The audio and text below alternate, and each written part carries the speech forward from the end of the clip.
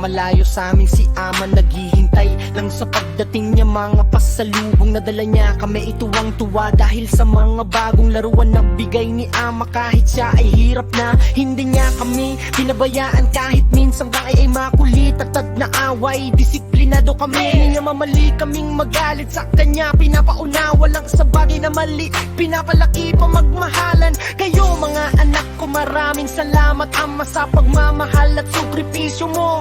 Pinalaki mo kami na may takot sa Diyos at maging mabuting tao. Hindi kami makakalimutan ama kahit wala ka na sa aming piling. Andito ka lang sa puso't isipan, mahal na mahal ka namin ama.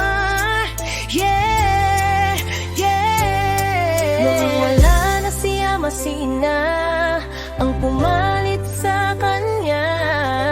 Ang ilaw at haligi sa aming magkakapatid ay tinatawid niya hanggang hanga kami kay na dahil sa kanya nabubuhay kaming magkakapatid. Magkakain kami na tumayo sa aming mga kapa. Andyan si ina, sinusuportahan pa rin kami. Si ina hindi mapakali kapag walang ginagawa, kaya nagdesisyon na magtrabaho upang may maipakain lang sa amin. Ako naman high school lang ang natapos, kaya maagang nagtrabaho. Sa edad kong 16, ayos nagbanat na ng buto. Pero masasabi ko lang sa mga napagtrabahuhan kong car wash boy, construction at security guard, kulang pa rin dahil nauubos lang ang sahod sa araw-araw. Believe ako kay ina, paano niya kinakaya ang araw-araw na sistema. Buhayin lang ang pamilya,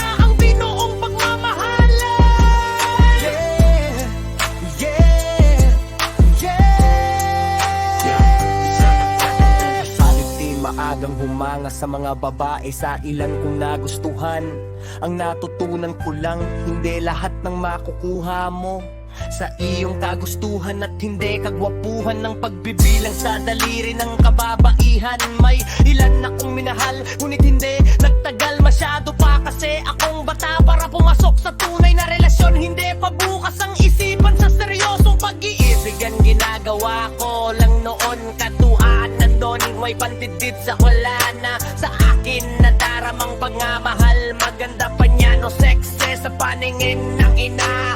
Wala na akong pakialam dahil sa kahirapan. Hindi nararanasan ng bonggang pagdiriwang ng aking mga kapatid sa araw ng kanilang dibo. At kahit sa birthday namin munting salo, Salo lang aming napagsasaluhan, pero okay na yun, at least buo kami at masaya.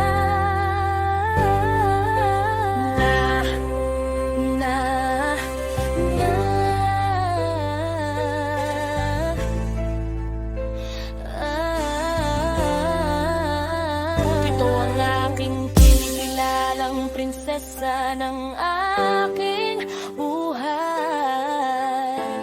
ang dalawang nanay ko, ang aking ina at mga kapatid. Kasi ako lang sa pamilya ang nag-iisang prinsipe. Sanang ilaw na lang ang aking kaibigan. Isa na dyan ang binuo kong samahan. Since the agency ang dasma, dasma, hindi sinder, sikat at tekalat, pero sa ating baon ng respeto sa bawat isa na tunay na kapatiran. Masaya ako sa pamilya ko. Naalala ko kapag na-outing kami, pupunta kaming Rizal Park, Matiktik at Forest Park.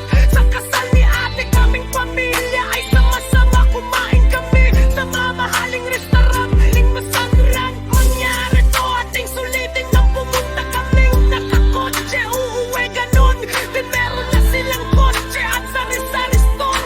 At buntis na rin siya sa pangalawang anak, ang pangatlo kong kapatid. Kahit minsan hindi kami magkasundo at sa inuman nang magkakasama, na rin yun, at least may bonding kami.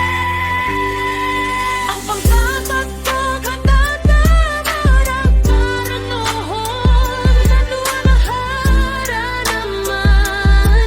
Ang bunso di ko makakalimutan.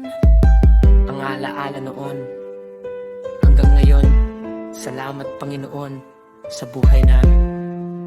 Pinagkaloob niyo.